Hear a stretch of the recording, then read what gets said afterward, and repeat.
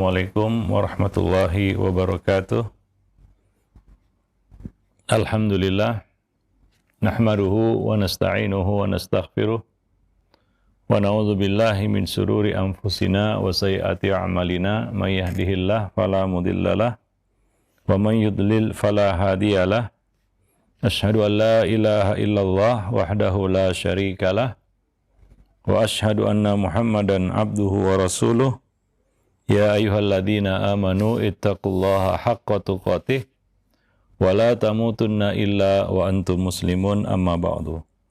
Fa inna ahsanal kalami kalamullah wa khairal huda huda Rasulillah sallallahu alaihi wasallam wa syarral umur muhdatsatuha wa kulla muhdatsatin bid'ah wa kulla bid'atin dhalalah wa kulla dhalalatin finnar. Ma'asyiral muslimin, para pemerhati roja yang dimuliakan Allah Subhanahu wa taala.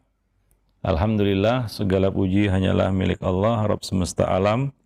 Salawat dan salam atas Nabi kita Muhammad sallallahu alaihi wasallam, keluarga beliau, sahabat beliau, dan siapa saja yang mengikuti sunnah beliau sampai hari kemudian.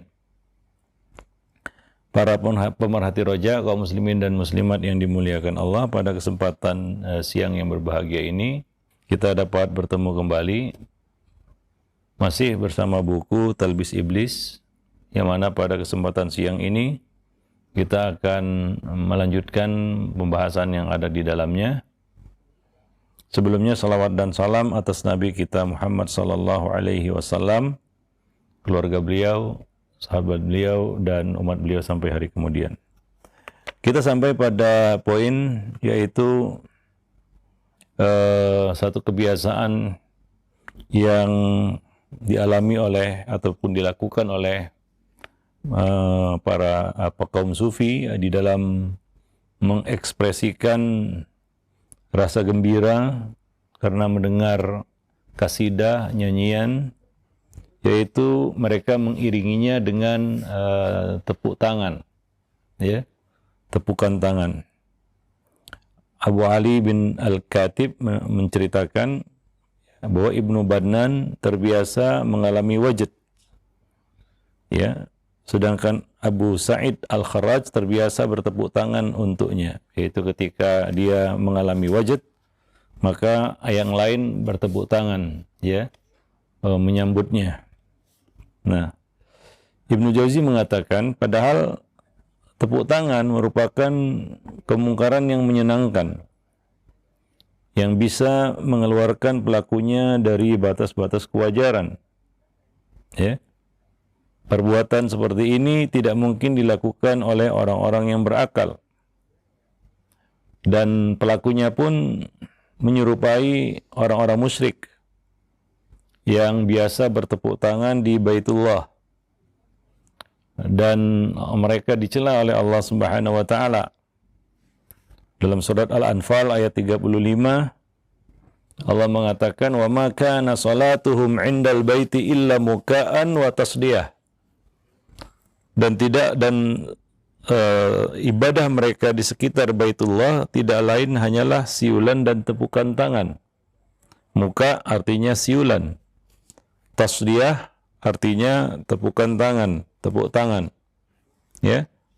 Dan bertepuk tangan itu juga, kata beliau, menyerupai perbuatan yang biasa dilakukan oleh kaum wanita. Maka orang yang berakal niscaya enggan melakukan sesuatu yang bisa mengeluarkannya dari kewibawaan, ya, kepada tindakan yang memalukan dan menjadi kebiasaan orang-orang kafir dan kaum wanita. Jadi kebiasaan tepuk tangan ini juga merupakan salah satu kebiasaan yang buruk dan tidak pantas, menjatuhkan kehormatan di kalangan salaf dahulu, dan itu merupakan bentuk tasyabbuh dengan orang-orang musyrik, dan juga merupakan bentuk tasyabbuh dengan kaum wanita. Maka tidak selayaknya ini dilakukan, ya. Dan juga anak-anak, ya, jangan dilatih dan dibiasakan tepuk tangan. Ya, ya kadang-kadang kita lihat di sekolah-sekolah, ya terutama di taman pendidikan kanak-kanak TK, itu anak-anak diajari bertepuk tangan. Ya, seharusnya tidak dibiasakan atau tidak diajarkan hal ini kepada mereka. Ya, nah demikian. Karena itu bukan kebiasaan yang baik. Ya, itu adalah kebiasaan yang bisa menjatuhkan muru'ah atau marwah. Dan itu adalah kebiasaan orang-orang di luar Islam yang tidak patut ditiru oleh kaum muslimin. Nah, salah satu di antara talbis iblis terhadap kaum sufi ini adalah mereka mengekspresikan kegembiraan, ketakjuban ya terhadap sesuatu yang mereka lihat dan mereka dengar.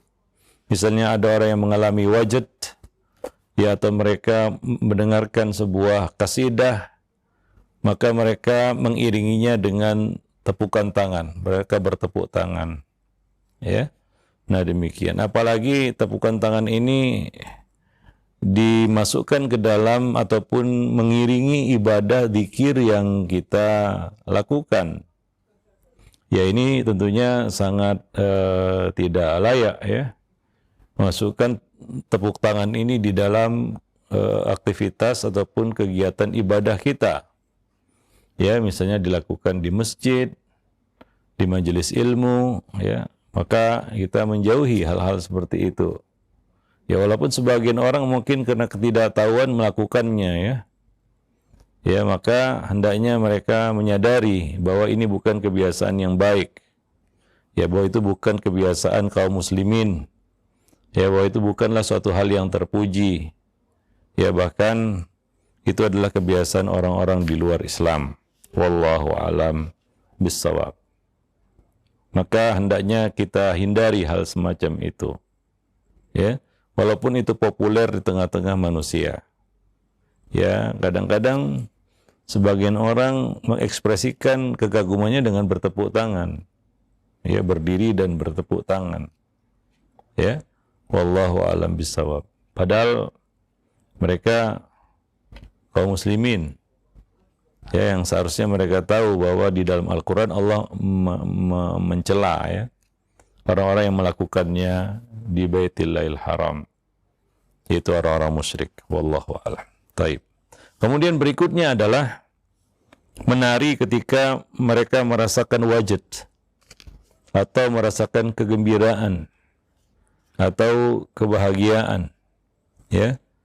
Nah, tatkala perasaan senang semakin kuat, maka kaum sufi ini pun tidak dapat menahan diri mereka untuk menari, ya. Sebagian dari mereka berargumentasi dengan demi melegalkan aksi tersebut, menari itu dengan firman Allah Subhanahu wa taala kepada Ayub, urqud birijlik, hentakkanlah kakimu. Surat Shad ayat 42. Lalu itu diangkat sebagai dalil bahwasanya boleh menari. Ya, boleh menari. Apalagi untuk menyertai zikir ya ataupun nyanyian. Maka Ibnu Jauzi mengatakan, ini argumentasi yang sangat kaku dan jumud ya, atau ini satu yang keliru ya. Ya, karena jika perintah menghentakkan kaki itu disebabkan kebahagiaan, maka menjadi subhat untuk menguatkan perbuatan mereka. Namun perintah menghentakkan kaki tersebut dimaksudkan agar air di dalam bumi terpancar, yaitu perintah Allah kepada Nabi Ayub, urqud birijlik, hentakkan kakimu, yaitu agar air yang ada di dalam bumi terpancar, bukan untuk menari. Jadi ini sangat, ya kita katakan sangat konyol ya, berdalil dengan ayat ini untuk membolehkan menari. Enggak ada kaitannya sama sekali. Ya, Nabi Ayub tidak diperintahkan Allah untuk menari. Enggak ada konteksnya menari di situ. Enggak ada kaitannya dengan menari sama sekali. Tapi begitulah ya, sebagian orang yang terbiasa beramal dulu baru mencari dalilnya, ya maka seperti itu, apapun yang mereka dapatkan yang bisa mendukung perbuatan tersebut, mereka angkat sebagai dalil. Ya, sementara kaidah yang kita anut adalah ya kita ya mencari dalil dulu baru mengerjakan satu perbuatan. Ya, al ilmu qabla al qauli wal amal. Ya, kita tahu dulu dalilnya baru kita amalkan. Bukan kita beramal dulu baru cari-cari dalilnya. Maka seperti ini jadinya, apapun diangkat jadi dalil. Ya kadang-kadang nggak nyambung juga ya dipaksakan. Ya seperti yang terjadi di sini. Mereka mengangkat firman Allah surat Shad ayat 42 sebagai dalil bolehnya menari. Karena ada perintah hentakkanlah kakimu. Ya, tanpa melihat sebelum dan sesudah dari konteks ayat tersebut atau teks ayat tersebut. Nah demikian ya. Jadi ini satu kekonyolan ya yang nggak bisa diterima. Ya, wallah alam bisawab. Ibnu Aqil mengatakan, bisakah perintah agar orang sakit mentakkan kakinya ke tanah saat penyakitnya akan dihilangkan? Yang hentakan kaki itu memancarkan air ke atas sebagai satu mukjizat, dijadikan sebagai dalil untuk membolehkan tarian. Ya kita tahu bahwasanya Nabi Ayub diuji Allah dengan sakit. Apa mungkin ketika Allah perintahkan beliau untuk menghentakkan kaki agar memancarkan air dari dalam bumi untuk kesembuhan beliau, ya karena beliau saat itu sakit ya. Lalu maksudnya adalah beliau diperintahkan untuk menari, sedangkan beliau sakit. Jadi ini argumentasi ataupun pendalilan istidlal yang terlalu dipaksakan, nggak tepat, sama sekali tidak tepat.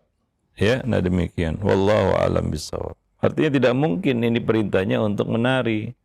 Ya, perintah untuk menghentakkan kaki di sini adalah perintah untuk menari. Itu sangat mustahil, nggak nyambung sama sekali.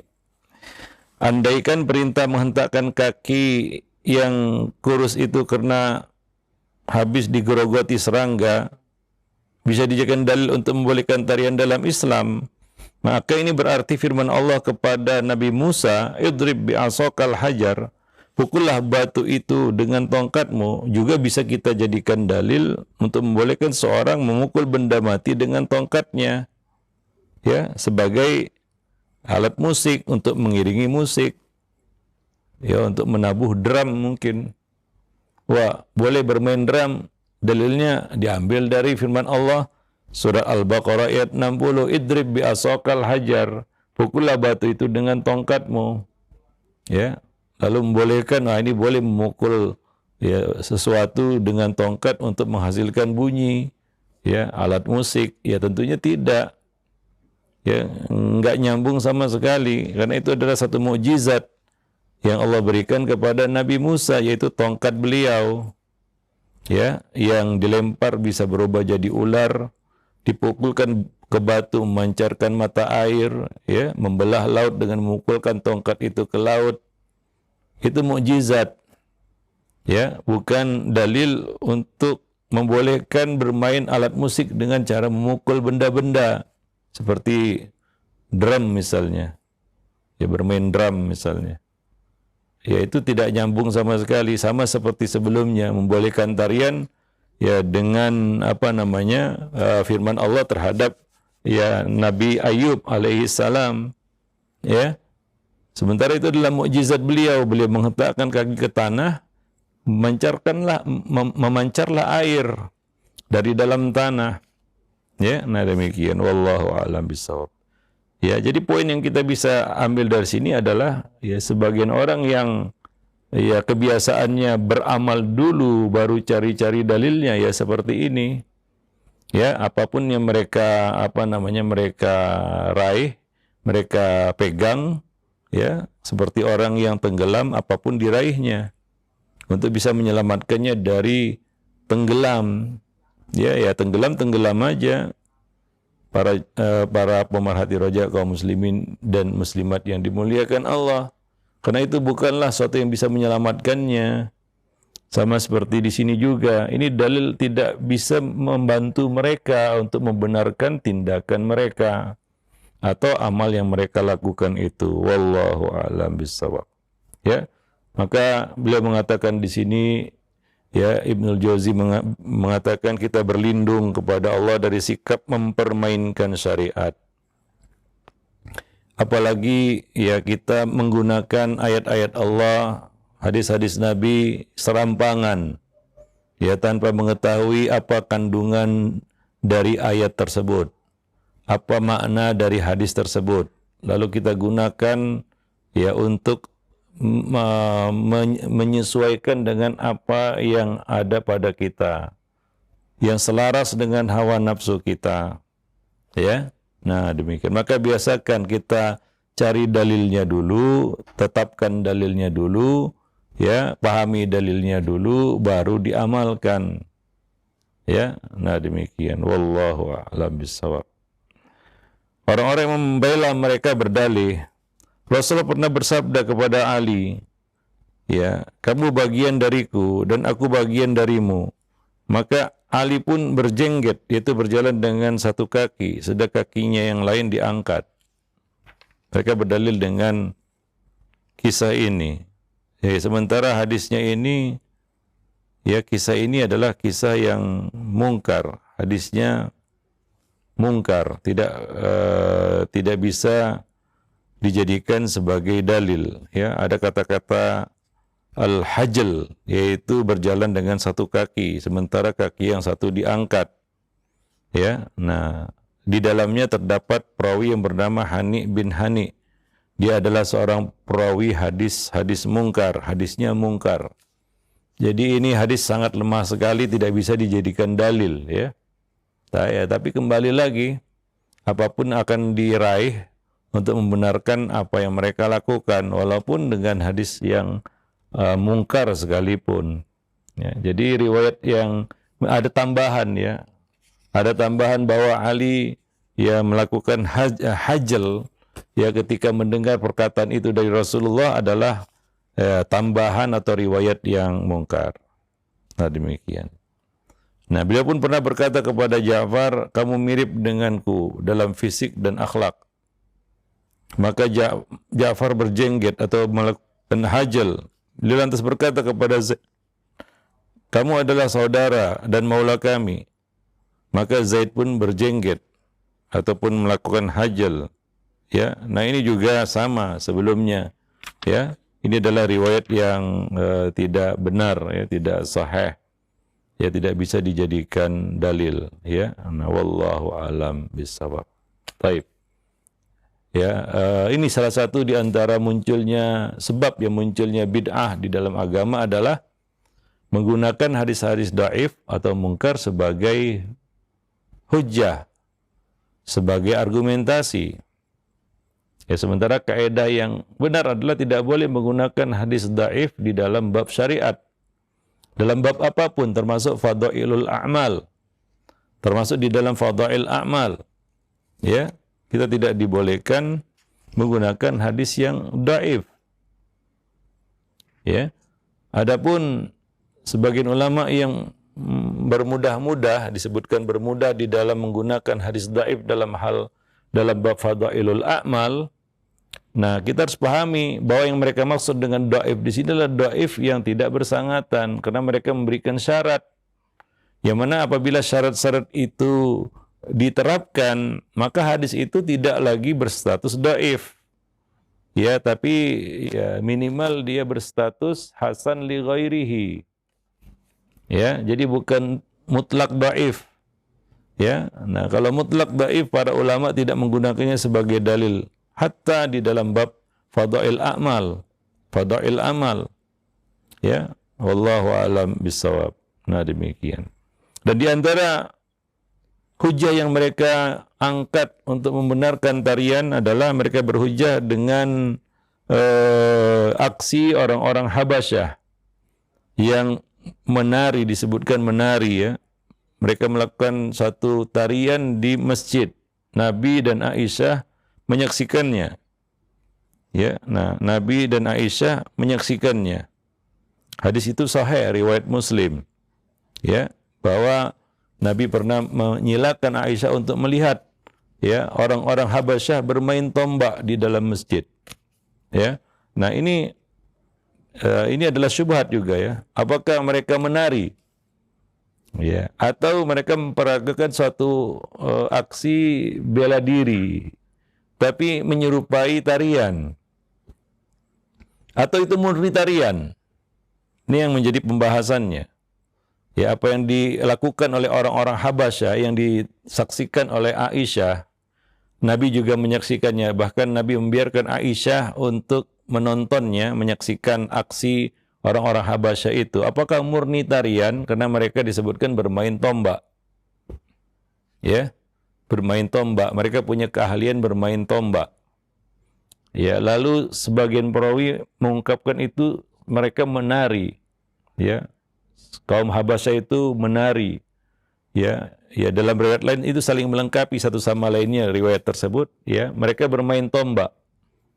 Ya, nah kita harus pahami ya bahwa sebagian ya kita katakan dikatakan seni bela diri itu menyerupai tarian. Contohnya silat.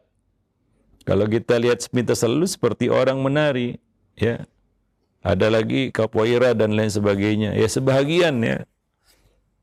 Kita katakan seni, bahkan kungfu sekalipun atau wusu seperti orang menari. Ya, kalau kita perhatikan sepintas gerakannya begitu ya. Padahal itu adalah ya seni bela diri. Jadi kemungkinan itulah yang dilihat oleh Rasulullah dan Aisyah di masjid terhadap orang-orang Habasyah ini. Mereka memperagakan satu seni bela diri ya dengan menggunakan tongkat yang menyerupai tarian, bukan mereka menari di situ. Jadi ini nggak bisa diangkat juga sebagai dalil bahwasanya yang dilakukan oleh orang-orang Habasyah di dalam masjid tersebut adalah mutlak tarian. Mereka menari, enggak. Hingga gambaran kita seperti orang menari saat ini. Ya, itu gambaran yang keliru karena mereka memperagakan di situ aksi bermain ya, tombak ya. Nah, demikian itu salah satu aksi seni bela diri yang memang kadang-kadang sepintas selalu itu terlihat seperti tarian. Ya, jadi enggak bisa diangkat sebagai dalil bahwasanya Nabi membolehkan tarian. Ya, apalagi disertai nyanyian, musik ya, atau karena kegembiraan dan sejenisnya. Wallahu a'lam bissawab. Ya, nah demikian. Baik. Jadi disebutkan oleh Ibnul Jauzi di sini al-hajal atau berjenggot dengan yaitu berjalan dengan satu kaki dan mengangkat kakinya yang lain yang dilakukan oleh ketika seorang merasa senang.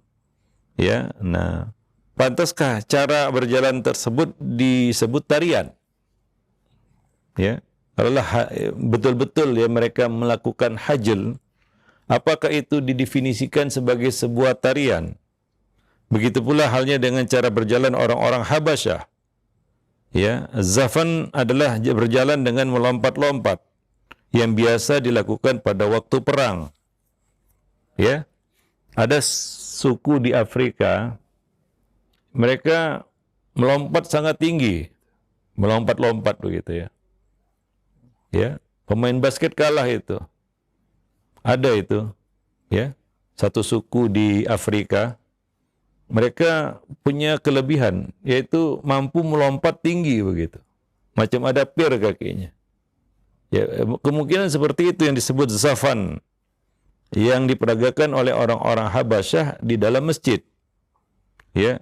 Lalu apakah itu disebut tarian? Karena ini biasa adalah suatu keahlian yang mereka gunakan waktu perang. Ya, seperti kita katakan tadi ya, sebagian martial art itu seperti tarian. Capoeira dari Brazil misalnya, itu seperti tarian. Tapi itu adalah seni bela diri. Jadi seperti tadi ya, apakah pantas itu disebut sebuah tarian? Tidak. Ya, nah demikian. Wallahu a'lam bisawab. Itu bukan tarian, dan mereka juga bukan bermaksud menari, tapi melatih diri. Ya, ada manfaatnya, yaitu untuk peperangan, mengasah keterampilan. Ya, sehingga keterampilan itu ya tidak pudar ya, atau semakin terasah, semakin terlatih. Ya, nah demikian. Wallahu a'lam bishawab ya. Nah, jadi untuk menguatkan pendapat tentang dibolehkannya tarian, ya sebagian orang atau mereka, ya, Abu Abdurrahman As-Sulami berargumen dengan athar yang diriwayatkan dari Sa'id ibn al-Musayyib bahwa dia pernah melintasi salah satu gang yang ada di Mekah. Lalu ia mendengar Al-Akhdar Al-Hadda mengungkapkan bait-bait syair di dalam rumah Al-As bin Wa'il. Maka Sa'id pun menghentak-hentakkan kakinya ke tanah selama beberapa waktu, beberapa lama, lalu berkata, ini enak didengar. Ya, mereka juga menukil syair Sa'id ibn al-Musayyib. Maka Ibnul Jauzi mengatakan, ya, riwayat ini yang dinisbatkan kepada Sa'id ibn al-Musayyib, kata beliau, sanadnya terputus, tidak jelas, dan tidak sahih dari Sa'id ibn al-Musayyib. Bait-bait syair itu juga bukan miliknya. Sa'id terlalu mulia untuk melakukan hal seperti itu. Nah demikian. Bait-bait tersebut dikenal milik Muhammad bin Abdullah bin Numair An-Numairi, salah seorang penyair. Jadi bukan milik Sa'id ibn al-Musayyib. Nah demikian. Wallahu a'lam bishawab. Jadi tidak lepas kalau enggak hadisnya dhaif, riwayatnya lemah, atau ya kita katakan pengambilan dalilnya yang keliru. Ya, pemahaman terhadap dalil yang keliru. Kalaulah sahih hadisnya, kalaulah itu berasal dari ayat seperti tadi, ya, tapi keliru di dalam pendalilannya, di dalam beristimbat dari dalil tersebut. Atau kemungkinan kedua, dalilnya yang enggak sahih, riwayatnya yang enggak sahih. Seperti riwayat tadi ya, dari Ja'far, dari Ali bin Abi Thalib, dari Zaid, ya, yang dikatakan mereka melakukan hal al-hajl, ya, yaitu berjengget, mengangkat-ngangkat, melompat-lompat dengan satu kaki. Wallahu a'lam bishawab. Nah demikian. Ya, anggaplah bahwasanya Sa'id ibn al-Musayyib memang menghentak-hentakkan kaki ke tanah. Namun anggaplah riwayat itu sahih ya, padahal enggak sahih ya, terputus sanadnya. Anggaplah sahih. Ya, namun tetap saja tindakan itu tidak bisa dijadikan hujjah bolehnya menari. Ya, bukankah kadang-kadang seseorang itu menghentak-hentakkan kaki atau memukul-mukulkan tangan ke tanah saat mendengar sesuatu, tapi gerakan itu sama sekali tidak disebut tarian. Ya, nah demikian. Jadi tidak ada argumentasi yang bisa mendukung perbuatan mereka itu. Ya, wallahu a'lam bishawab. Nah, apalagi mereka semakin